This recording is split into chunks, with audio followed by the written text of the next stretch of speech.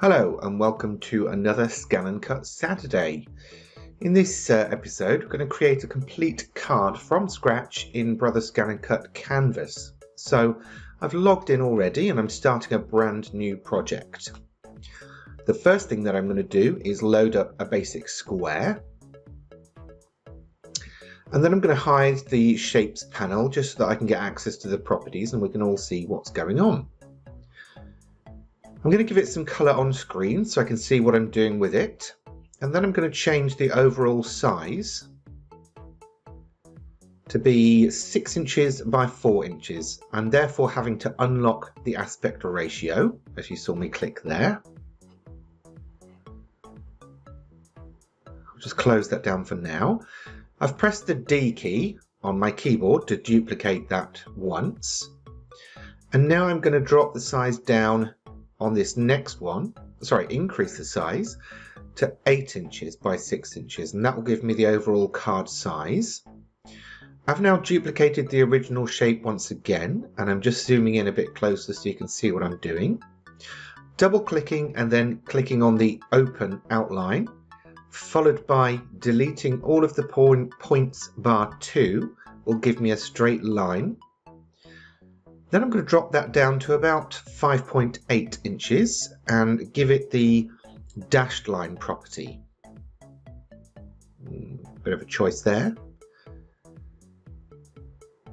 And I'm also making sure I set this as a cutting line only because I don't want it to draw when I come to work my project on the scan and cut machine.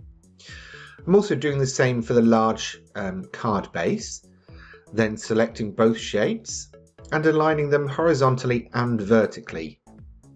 Then by pressing the G key on my keyboard, I can group them together and move them as one. Now I'm bringing back that original shape, duplicating it once more, and then I'm going to align that with the base card horizontally, but also to the right, so that it sits right over the front panel of the card. Then with just the small rectangle selected, I'm going to create an offset line, approximately 0.2 inches, facing inwards, deleting the original shape and with a beveled corner. That now gives me my first layer, or mat, if you want to call it that. Next up, I'm creating an offset line from the results of my last offset line. All of the same, apart from I'm leaving the original shape in place this time. That's going to give me my second layer. And now I'm just zooming in a little bit so you can get a closer look at what's going on here. Right, I need another shape now. First of all, I need a circle.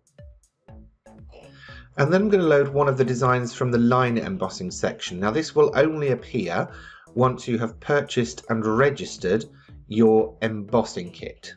So if you wanted to try this with a different method, you could always use the free fonts that are included and type your sentiment in. Now I'm just adjusting the size a little bit on both and then aligning them centrally, and again pressing G to group them. And I'm then moving them over so that the circle overlaps the top layer, but the sentiment will remain within that rectangle, just roughly. Then I'm pressing G to ungroup those two things, and then selecting the circle and my top layer of rectangles, and using the subtract function so that that circle punches through that rectangle, as we can see there.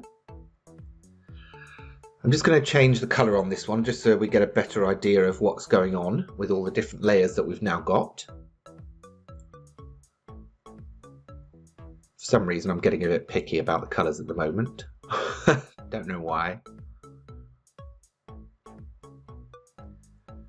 Okay, I think you probably even get the idea already of what we're actually making here. Now I thought that the text was just a little bit too off, so again I'm using my keyboard, the arrow keys on there, to adjust that. Now with the shape that resulted from my subtraction, I'm creating another offset line.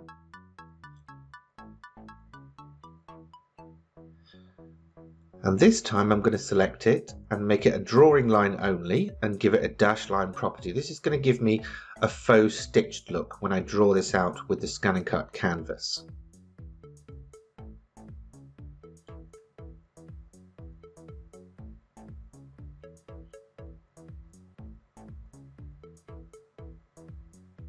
There you go, there's a closer look at that.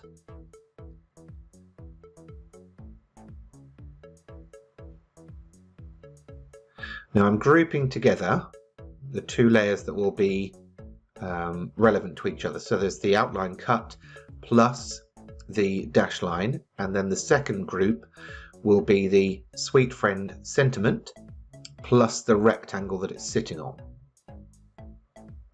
Okay, so we've got most of the elements of our card now. We've got the base card itself, we've got the mat and layer. I'm just arranging them on the mat to see if they'll fit.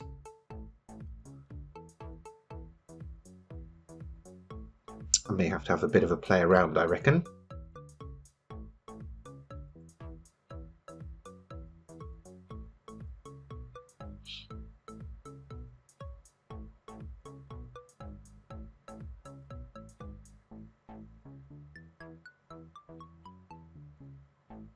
By zooming in, I get a better idea of where the cut area is on the cutting mat. You can see that indicated by the red dashed line around the outside edge.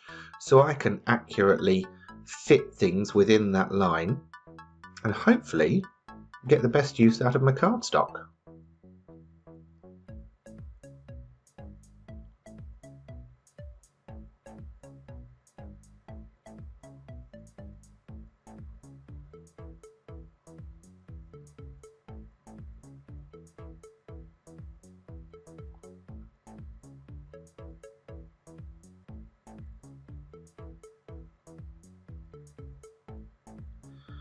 Okay, so that's pretty much all of the elements of my cardstock.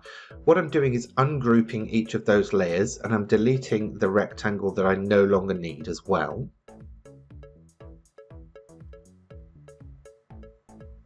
Actually, if I keep that, I can use that to make the next embellishment. So I'm just going to make a note of what width the layer is and adjust this rectangle to match, and then make it about 1/2 inch tall. So that's now going to fit across the front of my card. And I can't see it currently because it's behind that layer, so I'll bring that to the front. Okay, so I think what I'll do is create some kind of ribbony buckle thing. So I've duplicated that rectangle, and I'll just zoom into this area so I can work on them independently. I'll drop that down a little bit so it only overlaps some of the previous ribbon. I'm going to go fishing for a shape that I can punch out the fishtail on the ribbon shape with. And I think that kite will do. There we go. Here's just a tip, by the way. If you click on the design in the shapes window, it will always load it top left of the cutting mat. However, if you click and drag, then you can position it anywhere, even if you're zoomed in. Using my alignment tools just to make sure that that point is central over my ribbon. And there I have a little fishtail ribbon end. Now what about a buckle? Let's have a look for a shape that will work for this.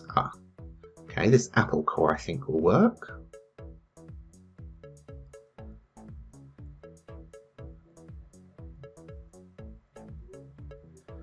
Just dropping that down in size so that it fits roughly over the ribbon. Zoom in a little bit more so I've got a better look. Okay, there we go. That should work. Now what I'm going to do is create an offset outline, as I've done before for the rest of these designs. A little bit slimmer on this one, and this time I'll round off the corners. And I'm going to select both apple cores and then punch one through the other using the subtract feature. Right. If I give that some colour now, you'll be able to see what that's done. So it's basically punched one apple core through another, so that therefore I've got a little buckle shape. I'm just increasing it in size because I know I've got to fit the straps through.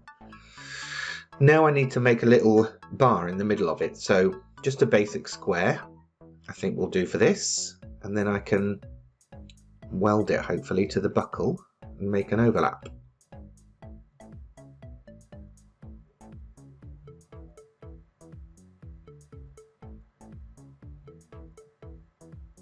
There we go. Okay, so I'll just drop that down in size, selecting both, use my alignment tool to make sure it's perfectly centered, and then weld it. There we go. Now I'll just reapply the color. There we go. So you can see it's got the buckle with the bar through the middle now, so that'll be perfect for sliding the paper through. Now I think I'd like to add some faux stitching to the ribbon strips as well.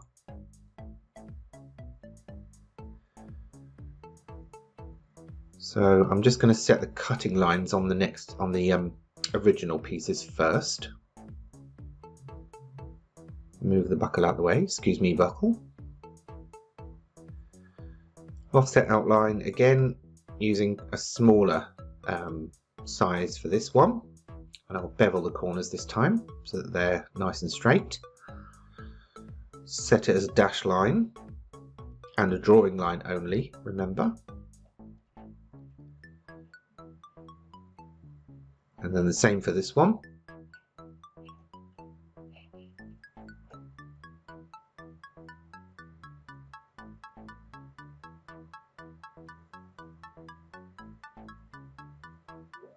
Drawing line and a dash.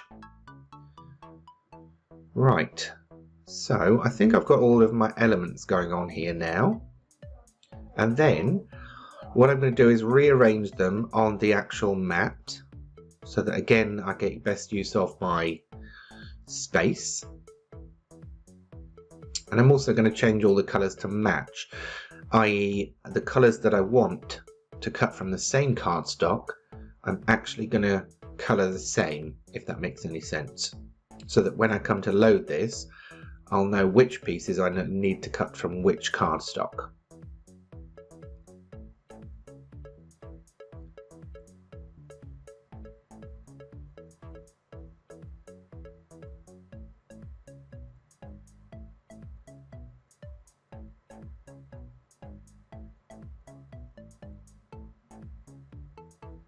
And the dash lines I'm changing to no fill whatsoever, so they will show up whatever colour is underneath.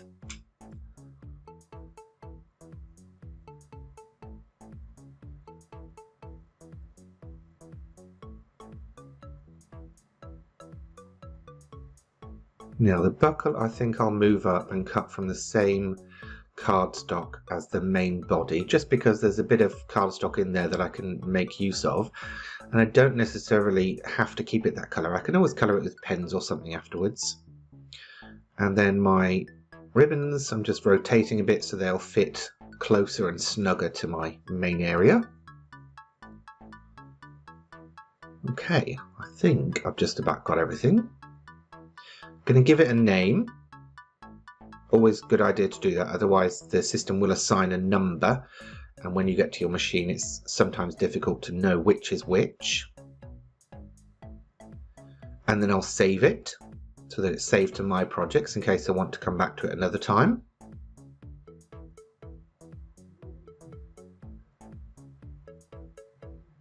And then it's time to download it and get creative. So clicking on download, I'll then get the options that are relevant to me. Obviously this may be different for you, but if you right click on the download to PC, you can save link as and save it directly to a USB stick if you want. However, if you have Wi-Fi set up, just click on Scan and Cut Transfer, and that will then be transferred and it will tell you that it's ready. And then the next time you turn your machine on, you can retrieve that and work with it. So now it's a case of putting everything together. So we're going to select the mat. A mid-tack mat would be my recommendation. I'm going to load up some cardstock. There's 2 pieces you'll need. There are the sizes for you. Then we're going to pass this through the machine on the draw function first, then the cut function. And then you can put it all together and you'll have what you see here, which I think you'll agree is a beautiful little card. Anyway, thanks for watching this little project, and I hope you'll give it a try yourself.